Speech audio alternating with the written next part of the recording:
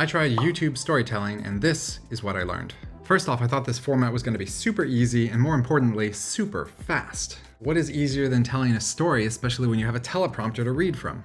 However, I was dead wrong. After 6 weeks of work, I published my first attempt at YouTube storytelling. I'll share that link with you a little bit later, but right now, more importantly, let's focus on the process and the learning lessons from this experience. I started off, as we most do, with research. I looked out there to see what the landscape of YouTube looked like. I saw several YouTube channels doing this storytelling format, and they had good views. I watched a few of those videos, and I paid attention to the details, how they edit the video, how they talk.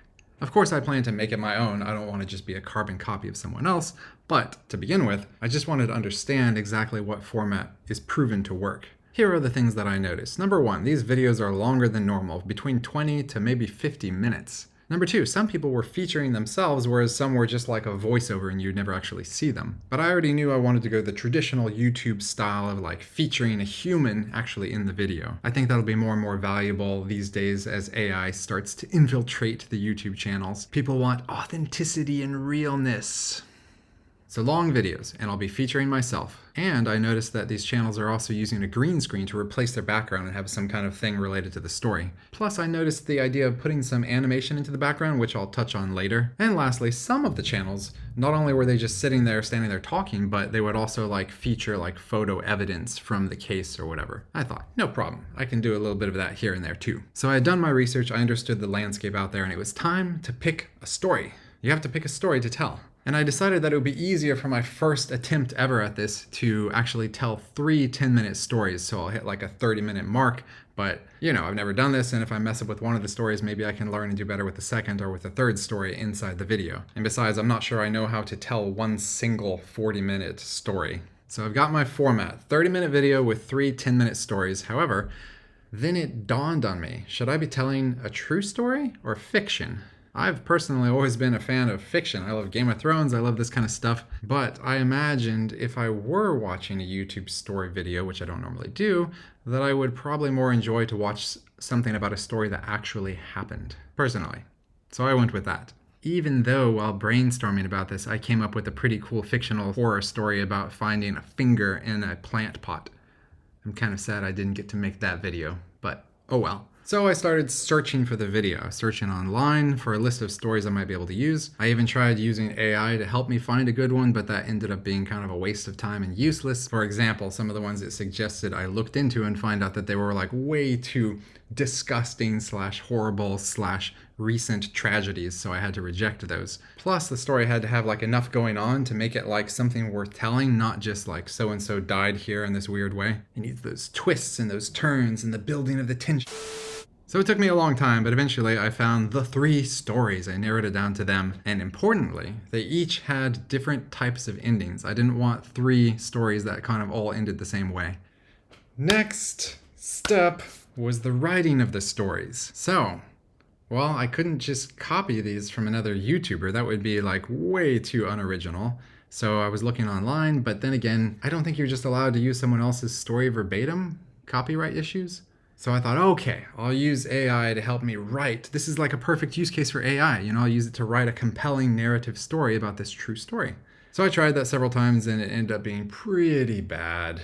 I was surprised. I tried different AI models and there were 2 problems. One, they would be inaccurate. And I wanted to make sure these are true stories. I don't want to like fabricate something about it. I want it to be true. And number 2, it would sometimes just like spoil the thing right away. It wouldn't like build it, you know? I really like when you're watching a movie and you start to get little subtle hints that maybe something is awry and you kind of arrive to the conclusion on your own without them just like spelling it out for you directly. And that's what the AI was doing. So I had to whip out the old fingers and write it myself, which was supremely time consuming. And I hadn't written in a long time. It kind of reminded me of school assignments or writing a term paper. Writing is no joke. And the thing is, if you're writing about true crime or true events, you want to make it dramatic as possible in the telling, but you don't want to deviate from the truth. So that was a real challenge to find a way to try to tell it from the experience of that person. Okay, now we come to our first learning lesson, which is, if you decide to do YouTube storytelling, I would actually advise to choose a fictional story. because then you don't have to waste time researching information online to making sure it's accurate, because whatever you write is accurate. Now I have more of an appreciation for these true crime storytellers on YouTube, because they must do a lot of time just researching before even writing it. Then it was time to film. Pretend this is a camera. I don't know why a camera would be held like this, but this time while filming, I did not use a persona like I did in the last previous videos. I was just myself. And for the background, I tested both using a green screen and a blue screen. And here's another learning lesson. I discovered that a blue screen was a lot easier. So if you had trouble in the past using a green screen for your video, I found that even if I had some blue cast to my skin after filming, it didn't matter as much because I was using dark backgrounds, so it kind of blended in. And if you have a green color cast reflecting onto your skin, it makes you look sickly. But if you have a blue color cast, it's kind of like whatever. So that was a real big win, discovering that the blue screen was easier to do. Also, I discovered that using tube lights like this makes it easier to evenly light the screen behind you, which makes it easier to remove it later. And I used a teleprompter while filming this, so I was reading my script as I'm looking right into the camera. Next was the editing phase. One thing that I found a little bit different about editing this particular video is that normally I'd be very aggressive to chop, chop, chop, chop, chop, so everything I say, there's no pause, just like I'm talking now. But when you're telling a story, there are some people who might just be listening with earpods while they're at the gym, so sometimes you need to leave a little pause at the end of a sentence if something dramatic happened and you want to let it sink in. By the way, do you want to help increase this number? You know what to do. If you just subscribe now, you're going to help me out. Help me break 500. The next interesting thing I did during the editing process is that I added drone music, or it's basically kind of eerie background sounds music. It's not something you would even notice unless you were looking for it, but it kind of adds a layer to the ambiance. Then there was me and the 3 stories, and I chopped, and I had to have a background for each story. First I thought what would make sense for each of the stories, so one of the stories is about an airplane, and I decided to have myself with the background being the landing strip. And I imagined backgrounds for the other 2 stories too. Then I went to AI and I spent forever generating these. There were so many bad ones, but I finally got something that looked pretty okay. And yeah, don't get me wrong, I hate AI slop too, but I feel like if I'm telling a story and it's obviously a blue screen behind me, then it just sets the tone and sets the mood for the story. Here's an extra thing that I did, which I mentioned earlier, is that to add some animation to the background so it isn't just a still image. Ways to do that I observed is have a time lapse of the clouds so they could be rolling in the background and put them on a loop. Or you can have fog subtly moving behind you and in front of the fake background. And on my first story of those 3, if you happen to watch the video, you'll see there's a teapot in my background and I animated steam coming from the teapot. Just a little touch, you know? I even made the light flickering, which was really difficult, and at the end I decided to remove that because it was too distracting. You live and learn.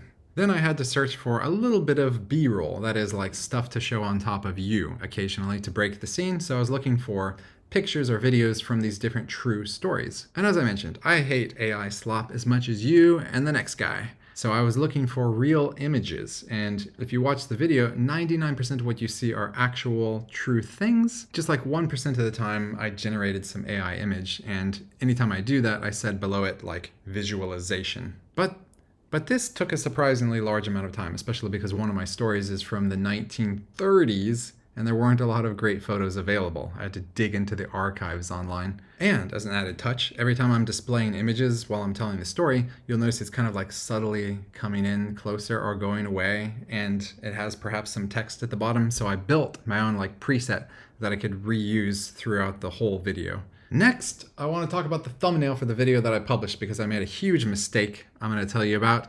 But one last thing I'll share with you that I thought that I'm super proud of with my editing for this video. There was one 6-second segment that was super nice. It's the story about Silver Plume, and I'm talking about this bookstore where this guy was living. And during the story, I got to talk about how he's writing a book and he's working deep into the night, burning the midnight oil. So there are pictures online of this bookstore. There's a couple, but I had this idea and I went to Google Maps. I went to Silver Plume, the city in Colorado. I dropped the street maps guy there, and then I started walking around town until I found the bookstore. And I was like, there it is. I recognize it from the other pictures. And so I went up and down the street and got the perfect angle that I thought was dramatic. And I took a screenshot. I brought that into my photo editing app. I like removed the car. I removed all the buttons on the screen from Google. So I had just a clean, unique image of this bookstore where everything happened. I could have been content with that, but I had this cool idea. So some of the AI things you can do are you can make a video starting with the first frame being an image that you upload. So I uploaded this image, this unique image that I have, and I said, make it into a time lapse as it goes into the night with lights on in the building.